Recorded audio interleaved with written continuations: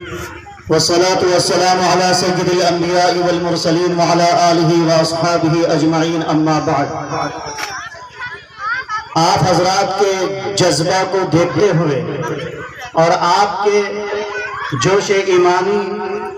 حمیت ایمانی اور غیرت ایمانی کو دیکھتے ہوئے میں یہ کہنے پہ مجبور ہوں کہ دل کہتا ہے کہ فصل جنوں کے آنے میں کچھ دیر نہیں۔ دل کہتا ہے کہ فصل جنوں کے آنے میں کچھ دیر نہیں، اب یہ ہوا چلنے ہی کو ہے، صبح چلے یا شام چلے۔ ابھی آپ حضرات کے سامنے وقف ترمیمی ایکٹ 2025 کی خرابیوں کو مفتی شمیم صاحب نے، پورا کرنا، جناب شہزادہ انور صاحب نے اور معاون کنوینر جناب قاضی کلیم اللہ مظہر قاسمی صاحب نے اپنے اپنے انداز میں بیان کیا۔ آپ حضرات کو یہ بات معلوم ہو ہی گئی ہے کہ مسلمانوں، انصاف پسند لوگوں اور سیکولر قوتوں کی شدید مخالفت کے باوجود اقتدار کے نشے میں بدمست اور نفرت کی سوداگر حکومت نے نہ صرف دونوں ایوانوں سے وقف ترمیمی بل 2024 کو پاس کرایا، بلکہ صدر جمہوریہ کے دستخط کے ساتھ اسے قانون کی شکل میں بدل دیا۔ لوگ چیختے رہے، چلاتے رہے، مخالفت کرتے رہے، لیکن حکومت کے نشے میں چور نفرت کی سوداگر حکومت پر ذرہ برابر بھی اس کا کوئی اثر نہیں پڑا، اور اس نے قانون بنا کر کے یہ ثابت کرنے کی کوشش کی کہ مسلمانوں کے تعلق سے ہم جو چاہیں گے کریں گے، چاہے مسلمانوں کی حمایت میں سیکولر پارٹیاں آواز بلند کرے، چاہے مسلمان چیخے اور چلائیں، لیکن یاد رکھیے کہ حکومت چاہے طلاق ثلاثہ کا معاملہ ہو، چاہے CAA کا معاملہ ہو، اور چاہے یکساں سول کوڈ کا معاملہ ہو، اور چاہے وقف قانون کا معاملہ ہو، ان طریقوں کے اور حربوں کے ذریعے سے مسلمانوں کے ذہن میں اور دماغ میں، دل میں یہ بات ڈالنا چاہتی ہے کہ مسلمانوں، تم اپنے آپ کو دوسرے درجے کے شہری ماننے کو تیار ہو جاؤ، اور مسلمانوں کو ذہنی اعتبار سے پست کرنے کی یہ منظم کوشش ہے تاکہ مسلمان اپنی ہمت ہار جائے، اپنا حوصلہ ہار جائے۔ لیکن یاد رکھیے، ہمارا ایمان قرآن پر ہے، ہمارا ایمان حدیث پر ہے، ہمارا ایمان اللہ کی ذات پر ہے، ہمارا ایمان اللہ کی طاقت اور قدرت پر ہے، ہمارا اس بات پر ایمان ہے کہ اللہ تبارک و تعالیٰ جو چاہتا ہے وہی ہوتا ہے۔ اللہ تبارک و تعالیٰ کے حکم کے بغیر جب دنیا کے اندر درخت کا ایک پتا نہیں ہل سکتا، تو اللہ تبارک و تعالیٰ کی مشیت کے بغیر کچھ نہیں ہو سکتا۔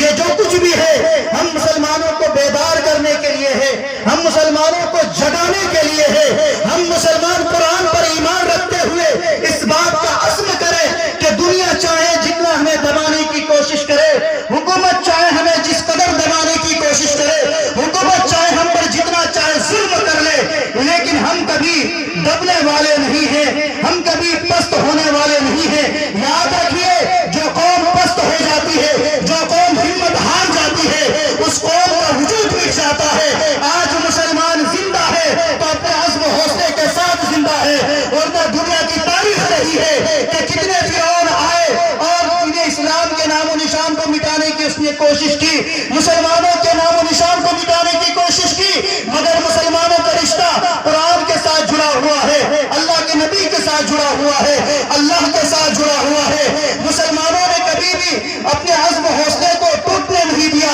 پست ہمتی کے شکار نہیں ہوئے۔ جب جب مسلمانوں کے اندر پست ہمتی آئی، رہنماؤں نے ان کی ہمت کو بلند کرنے کی کوشش کی، اور آج ہمارے رہنما، ہمارے قائدین، مذہبی تنظیمیں، مذہبی قیادتیں بھرپور اس بات کی کوشش کوشش کر رہے ہیں کہ مسلمان کبھی پست ہمت نہیں ہونا، مسلمان اگر پست ہمت ہو گئے تو دشمن اپنے مشن میں کامیاب ہو جائیں گے،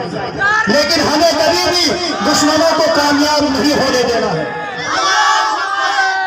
غزوہ احد کے موقع پر جب چوک ہوئی صحابہ سے اور اپنی اپنی جگہ سے ہٹ گئے،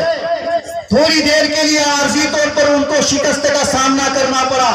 اللہ تبارک و تعالیٰ کو یہ بات پسند نہیں آئی کہ مسلمان اپنی ہمت کھو دے،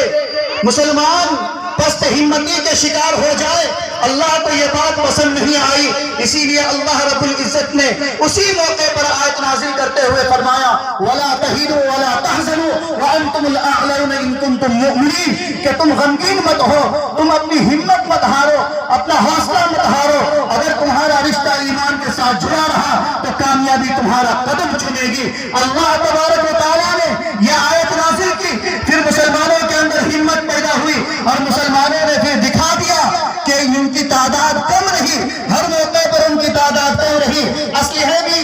نہ کے برابر، اسباب و وسائل نہ کے برابر، لیکن اللہ تبارک و تعالیٰ کے ساتھ ان کا رشتہ جڑا رہا، ان کا ایمان مضبوط رہا، تو اللہ رب العزت نے کسی بھی میدان میں ان کو ناکامی کا سامنا دیکھنے نہیں دیا۔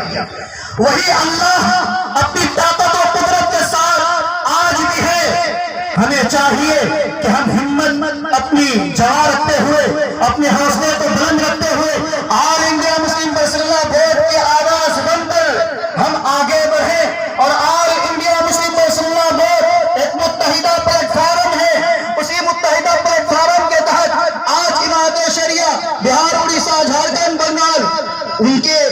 ان کے آواز کو مضبوط کرنے کا عمارت کام کر رہی ہے، دوسری نیلی تنظیمیں بھی کام کر رہی ہے۔ ہم مسلمانوں کی بھی ذمہ داری بنتی ہے کہ آل انڈیا مسلم پرسنل لا بورڈ کو ہم طاقت پہنچائے اور ان کی آواز بن کر کے ہم آگے بڑھے، جہاں وہ آگے بڑھنے کو کہیں وہاں ہم آگے بڑھیں، جہاں وہ رکنے کو کہیں وہاں ہم رک جائیں۔ آل انڈیا مسلم پرسنل لا بورڈ میں جو لوگ ذمہ دار ہیں اور جو لوگ اس وقت قانون کے خلاف مہم میں بڑھ چڑھ کر کے قیادت کر رہے ہیں، ان کی بھی بیوی ہے، ان کے بھی بچے ہیں، ان کے بھی خاندان ہیں، وہ بھی انسان ہیں، ان کو بھی آرام کی ضرورت ہوتی ہے۔ بہت آسان ہوتا ہے نرم گرم بستر پر لیٹ کر رات کی تنہائی میں ان پر تبصرہ کر دینا، ان پر کمنٹ کر دینا، لیکن سوچنے کی ضرورت یہ ہے کہ رمضان کے مہینے میں جب ہم اور آپ ٹھنڈے ٹھنڈے مشروبات سے اپنے حلق کو تر کر رہے تھے اور اچھی اچھی غذاؤں سے ہم اپنا روزہ کھول رہے تھے، وہی بوڑھے اور وہی بزرگ حضرات جو قیادت کر رہے ہیں دلی کے جنتر منتر پر دھرنا دے رہے تھے اور روزے کی حالت میں وہ اپنی قربانی پیش کر رہے تھے۔ اس لیے اپنی زبان کو لگام دینے کی کوشش کیجئے، اپنے جذبات کو لگام دینے کی کوشش کیجئے۔ علماء اور رہنماؤں کے خلاف اپنی زبان سے غلط بات نکالنے سے پہلے 100 بار سوچئے کہ ان کی قربانیوں کے سامنے ہم دھول کے برابر بھی نہیں ہیں۔ اس لیے اپنے آپ کو ان کے ساتھ چلنے کا مزاج بنائیے، اور ایسے موقع پر آپ کو بھٹکانے کی کوشش کی جائے گی، تفرقہ ڈالنے کی کوشش کی جائے گی، مذہبی تنظیموں اور مذہبی قیادتوں کو بے وزن کرنے کی کوشش کی جائے گی، اور یہ سارا کام قوم و ملت کے نام پر ہوگا، غیرت کے نام پر ہوگا۔ ایسے موقع پر آپ کو ہوشیار رہنے کی ضرورت ہے۔ یاد رکھیے، اگر آپ نے ان کی بات پر بھروسہ کر لیا اور مذہبی قیادت کو آپ نے بے وزن کرنے میں ساتھ دیا اور آپ نے ان پر سے اپنا اعتبار ختم کر لیا، تو دشمنان اسلام اگر اپنی مشن میں وہ 40% کامیاب ہیں تو آپ کی اس حرکت کی وجہ سے وہ 100% کامیاب ہو جائیں گے۔ اس لیے کبھی بھی اپنا اعتبار ان سے ختم نہیں کرنا ہے۔ ہمارا جو کام ہے ہم کو اس کام کو کرنا ہے۔ آج آل انڈیا مسلم پرسنل لا بورڈ کے رہنماؤں کو گودی میڈیا نامزد کر کے چنہت کر کے ان کی ویڈیو دکھا کر ان کا فوٹو دکھا کر ان کے خلاف پروپیگنڈا شروع کر دیا گیا ہے کہ دیکھیے یہ ملا ان ملاؤں نے سپریم کورٹ کے خلاف بغاوت شروع کر دی ہے، اور ہم انہی رہنماؤں کو گالی دیتے ہیں، انہی رہنماؤں کے تعلق سے غلط سلط تبصرے کرتے ہیں۔ اسی لیے خبردار نوجوانوں، اپنی زبانی کو اپنے کنٹرول میں رکھنے کی کوشش کرو۔ ارے بھائی، آج تک آپ نے گھر کی کبھی ایک سبزی تک لانے کی زحمت نہیں کی ہے، اور آپ چلے ہیں مذہبی قیادت کو بدنام کرنے اور گالی دینے، ان پر تبصرہ کرنے۔ بہرحال یہ ایک بنیادی بات ہے، اس کو ذہن میں رکھیں۔ وقف ترمیمی ایکٹ کے تعلق سے بے شمار خرابیاں ہیں، ان خرابیوں میں سے ایک دو پر نشاندہی کرتے ہوئے اپنی بات کو اس پروگرام کا جو اختتامی مرحلہ ہوگا اس کے اعلان کے ساتھ میں اپنی بات کو ختم کر دوں گا۔ شروع میں مفتی شمیم صاحب نے یہ بات آپ کے سامنے بہت بہترین طریقے سے رکھی کہ وقف بائی یوزر کیا ہے، لیکن وقف بائی یوزر کو جو ختم کیا گیا ہے، گودی میڈیا نے اور سرکار نے اس کو صحیح ثابت کرنے کے لیے یہ پروپیگنڈا کیا کہ وقف بورڈ یا مسلمان جس جگہ نماز پڑھ لیتے ہیں وہ مسجد بن جاتی ہے، جس جگہ مردے دفن کر دیتے ہیں وہ قبرستان بن جاتی ہے، جس جگہ پر بچے بیٹھ کر کے پڑھ لیتے ہیں وہ جگہ مدرسے کی شکل میں بدل جاتی ہے۔ یہ پروپیگنڈا کیا گیا، لیکن یاد رکھیے کہ مسلمان کوئی بھی کام کرتا ہے سب سے پہلے وہ قرآن اور حدیث سے رجوع کرتے ہوئے یہ دیکھتا ہے کہ اس زمین پر اگر ہم مسجد بناتے ہیں تو ہمارے لیے درست ہے یا نہیں ہے، جائز ہے یا نہیں ہے، مدرسہ بناتے ہیں تو جائز ہے یا نہیں ہے۔ کسی کی زمین پر بغیر وقف کیے ہوئے، بغیر اس زمین کو خریدے ہوئے نہ کوئی مسجد بنتی ہے، نہ کوئی مدرسہ بنتا ہے، نہ کوئی خانقاہ، نہ کوئی درگاہ، نہ کوئی قبرستان، نہ کوئی عیدگاہ۔ وہ یہ ہے کہ شروع سے یہ چلا آ رہا ہے کہ لوگ اپنی زمین وقف کر دیتے ہیں، دے دیتے ہیں، لیکن اس وقت رجسٹریشن کرانے کا کوئی بندوبست نہیں تھا، کوئی نظام نہیں تھا، اور آج تک یہ سلسلہ چلا آ رہا ہے۔ خود سپریم کورٹ کے وکیل نے اس بات کو کہا کہ وقف بائی یوزر یہ ہمارے ہندوستان کے اندر 150 سال قانون سے چلا آ رہا ہے، انگریز کے دور سے بھی یہ چلا آ رہا ہے، اور مسلمانوں کا معاملہ یہ ہے کہ مسلمان شروع زمانے سے اس پر عمل کرتے آ رہے ہیں کہ بھائی ہم نے اپنی زمین مسجد کو دے دی ہے، مدرسے کو دے دی ہے، عیدگاہ کو دے دی ہے، قبرستان کو دے دی ہے، اب ہم اس زمین کو دے دینے کے بعد اس زمین سے ہم اپنے آپ کو الگ کر لیتے ہیں۔ اس زمین کی رجسٹریشن چاہے ہو یا نہ ہو، وہ زمین اس کی رجسٹری ہوئی ہو یا نہ ہوئی ہو، وقف کرنے والا اس زمین سے اپنے آپ کو الگ کر لیتا ہے۔ اب وہ وقف کی زمین ہے، 50 سال تک اسی وقف کی زمین پر، 100 سال تک اسی وقف کی زمین پر مسجد بنا کر کے نماز ہوتی آئی۔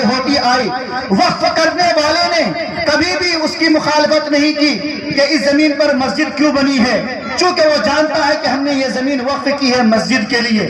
لیکن آج اس قانون کے تحت سرکار یہ کہہ رہی ہے کہ آپ کو یہ ثابت کرنا ہوگا کہ جس نے وہ زمین وقف کی تھی، آپ کو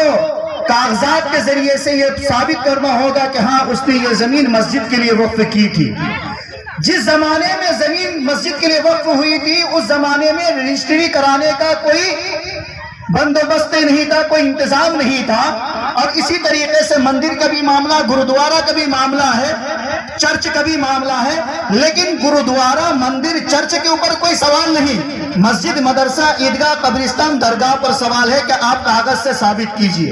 اور پھر اس قانون